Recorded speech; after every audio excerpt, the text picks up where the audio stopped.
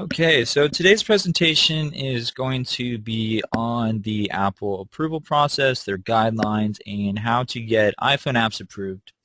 So let's get started. The first part of the presentation is a brief overview of the iTunes approval process.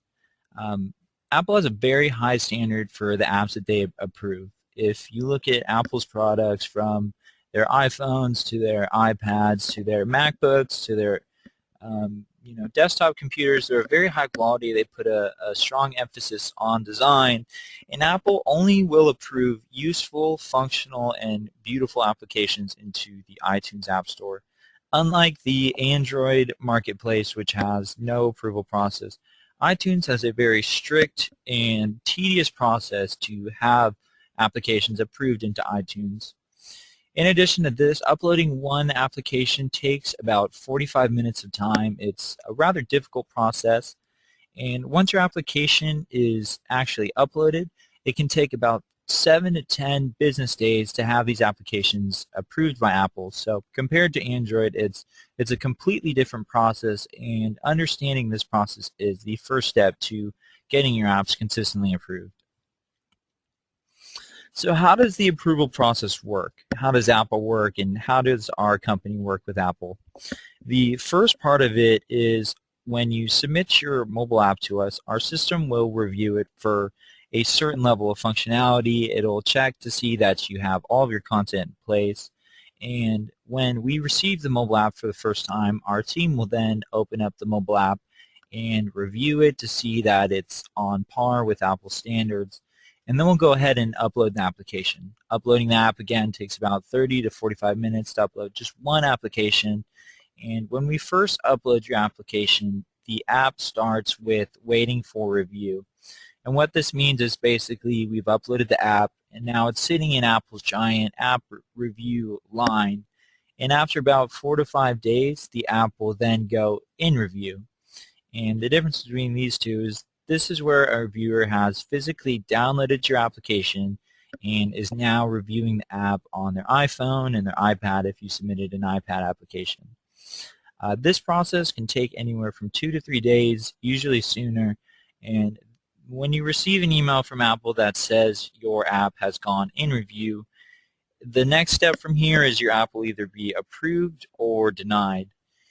And again, Apple updates you at every point in this process, from when we upload the application to when it goes into review and to when it's either approved or denied. So they keep you in the loop, and that is the process. And again, it's about 7 to 10 business days for this process to completely take place. So what does Apple look for? What do they actually approve in applications, and what do they expect from each application that they review? At the top of the list is engaging functionality, and this means generally functionality that a user would use more than once. Things that access the phone's native features such as the camera or the voice recorder or the GPS system inside the mobile app. Basically things that they have functionality beyond just a mobile website. And with our system, we have features that have engaging functionality such as our email photo tab or our voice recorder tab or our QR coupon system, GPS coupon system, food ordering tab, shopping cart tab. Basically functionality that's engaging with the user and accesses parts of the phone that only a mobile app can utilize. The next thing they look for is useful content. This can be things like a RSS feed for a useful blog or engaging YouTube videos. It can also be a nice podcast inside your application. One industry example could be for a realtor. It could be home buying tips or home selling tips. Just useful content that is more than just listing of services or listing of basically marketing material of a business. Basically content that a user can consume and maybe reference more than one time. The next thing on the list would be a beautiful appearance.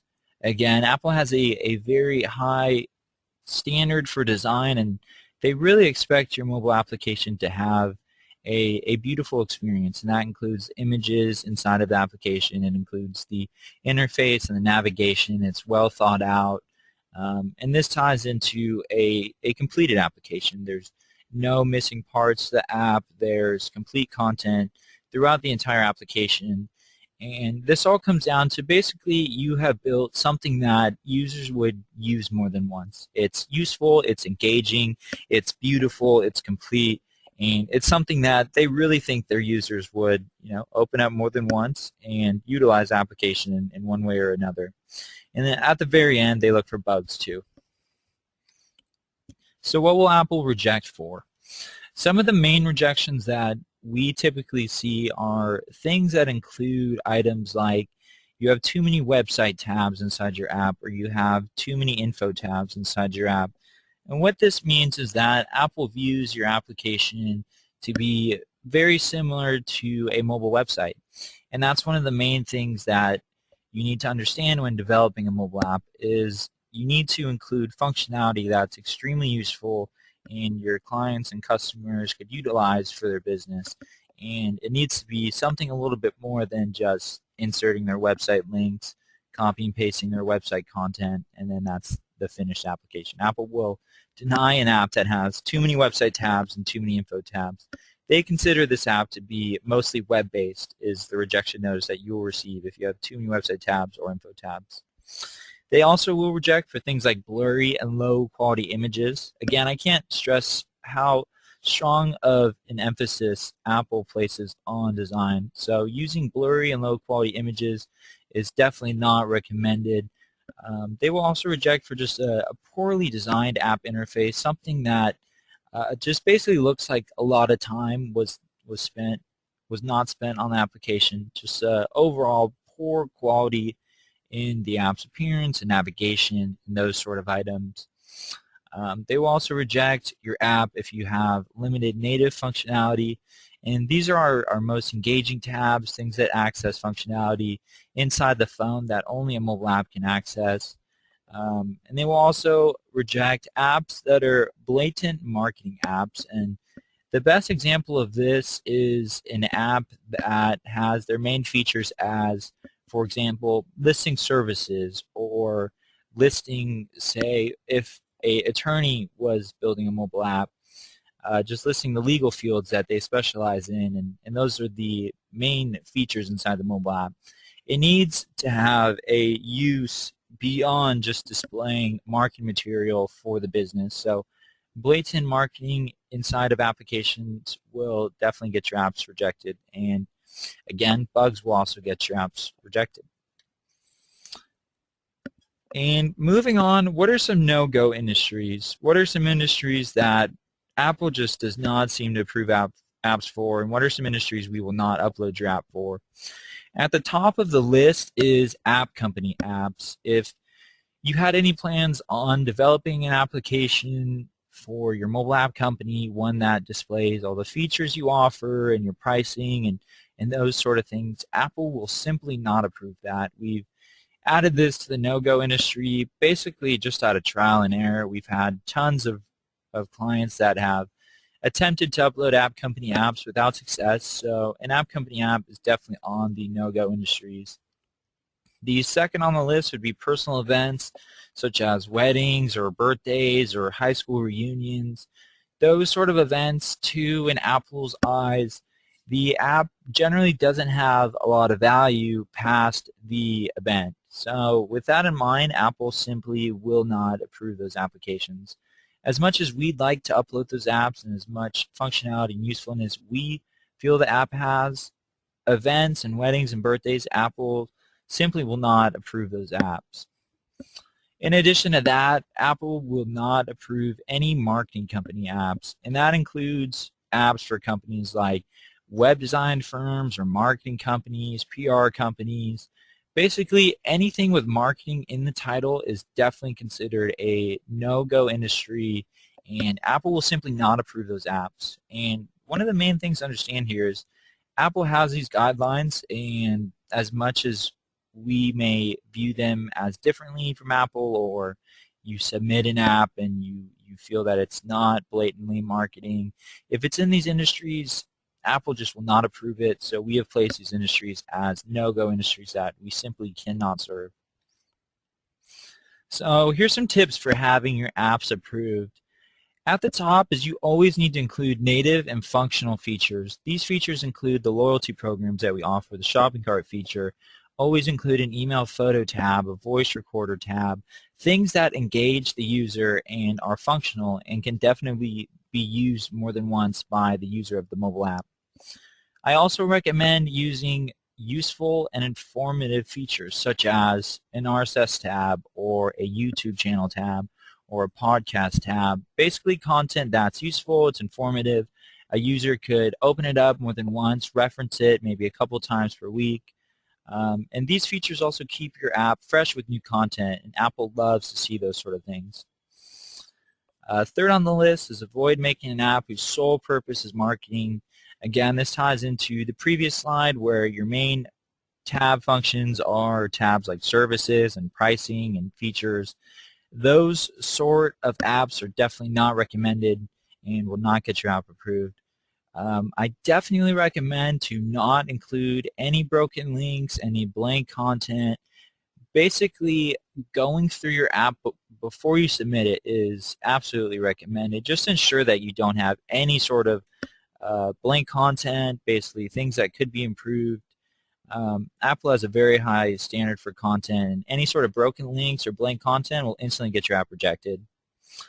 And next on the list is you cannot mention any other mobile platform.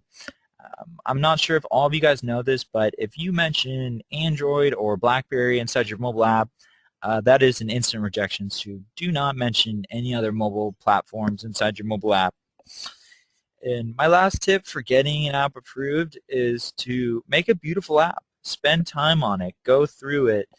Upload really high quality images that look outstanding inside the mobile app. Take advantage of the Retina display on the iPhone and the iPad if you choose to create an iPad application. Just basically making an app that would really make the business stand out. So now I'm going to move over to some bad examples so you guys can kind of get a better understanding of kind of what I'm referring to when apps are rejected and what to look for when creating your mobile app. If you look at these are two bad examples for blurry images, confusing content. If you look at the image on the left, you'll see that the library services background is pixelated. It obviously was not uploaded as the correct size.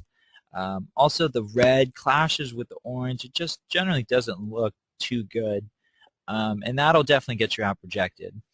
If you look on the right-hand side, you'll see a picture of a tree that also looks pixelated. It looks stretched out. It's not the correct size background for this feature. If you look at the description text too, it says this is a description of submit photos. It's lowercase. There's no punctuation to the sentence. It really doesn't engage the user in any way. It's also a black color on a dark green, so you can't really read it too well. These sort of things will get your app rejected, unfortunately. Apple has, again, a very high standard, and anything short of excellent will get your app rejected. Now here's some good examples. Here's some examples with nice backgrounds where the black text is able to come through. They have selected a button background. They have the silver grayish button on the left-hand side and the nice green button on the right-hand side. Also, the descriptions used for the email photo tab is engaging. It's useful. Basically, engaging the user and telling them how to use the feature, and it appears complete. If you go back to the bad example and then move over to the good example, it's very obvious how much more these will stand out and how much more they will engage the user. And these are the types of things that Apple looks for. So definitely upload an excellent background image that's the correct size and really take advantage of that description text. You can say things like, take a photo and we'll add it to our Facebook page, or take a photo and perhaps you'll win a coupon or get a credit for our store. Really being creative and making the feature more useful is definitely something to do to get your app approved with Apple. So moving on to some more bad examples, here's some bad interface and design examples. If you look at the one on the left, you'll see that, I mean, the home background is a copyright of Apple. That's going to instantly get it rejected. The tab navigation is covering the logo. You'll also see in the bottom right corner of the left example, it says the word test. The word test or beta or anything like that will instantly get your app rejected.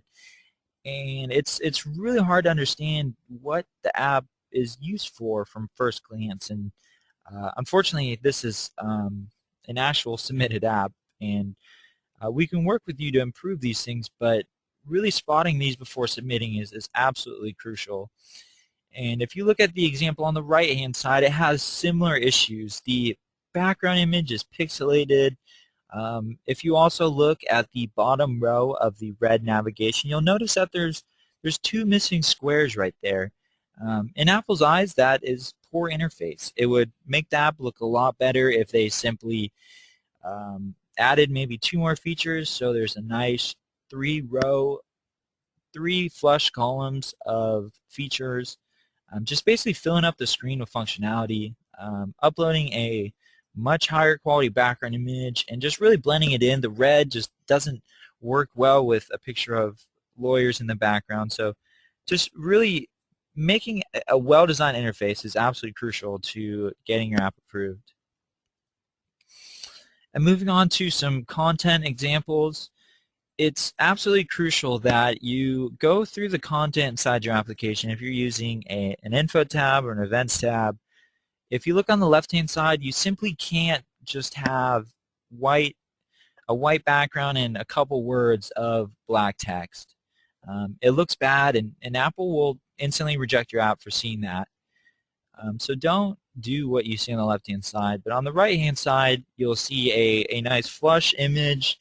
The background color has been adjusted to blend in more with the mobile application.